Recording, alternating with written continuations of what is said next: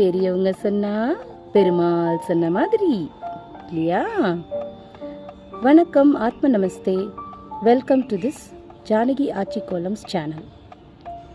இந்த நாள் உங்களுக்கு இனிமையான நாளாக அமையும்.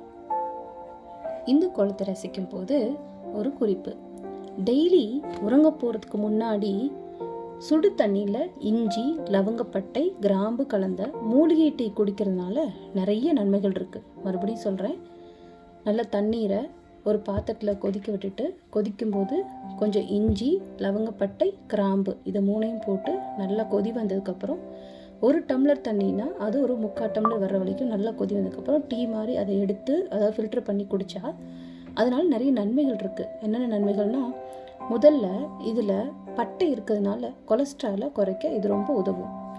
அடுத்து இஞ்சி, கிராம்பு இதெல்லாம் சேர்றதுனால சளி தொல்லை நீக்கப்படும். நச்சுக்கள், அதாவது உடம்புல தேவையில்லாத நச்சுக்கள், நம்ம காய்கறிகள் வாங்கி சாப்பிட்றோம், வெளியே நிறைய சாப்பிட்றோம், அதனால் ஒரு நச்சுக்களை அழிக்க இது ரொம்ப உதவுது. செரிமானம் ரொம்ப சீராக இருக்கும், அதனால் செரிமான பிரச்சனைகள் வராது. இதய ஓட்டம் சிறக்க உதவும். இது கிராம்பு அது எப்போவுமே இதய ஓட்டத்துக்கு ரொம்ப நல்லது. இதயத்தில் எந்த பிரச்சனையும் வராமல் அது பாதுகாக்கும். அது மட்டும் இல்லாமல் கல்லீரல், கணையம் இது எல்லாத்தையும் ஆரோக்கியமாக வைக்கிறதுக்கு இந்த பட்டை, கிராம்பு ரொம்ப உபயோகமாக இருக்குது.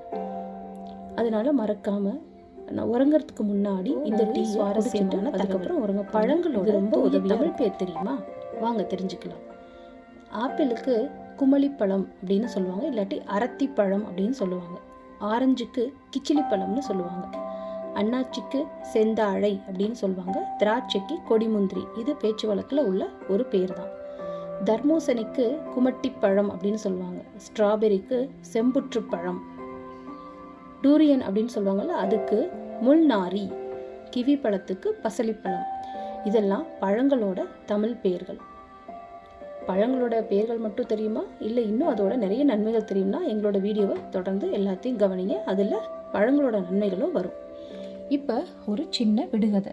12 பிள்ளைகள் உள்ள பெரிய குடும்பத்தில் இந்த பிள்ளை மட்டும் சவளப்பிள்ளை. அது என்ன? இதோட விடை இப்போ சொல்கிறோம்.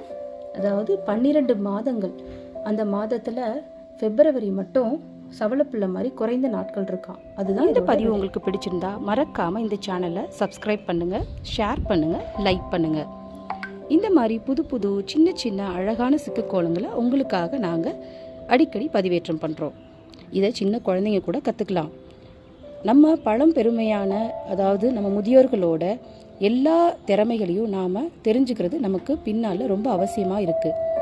அதை இந்த சேனல் ஊக்குவிக்குது. வணக்கம், வாழ்க வளமுடன். வெற்றி உமதே.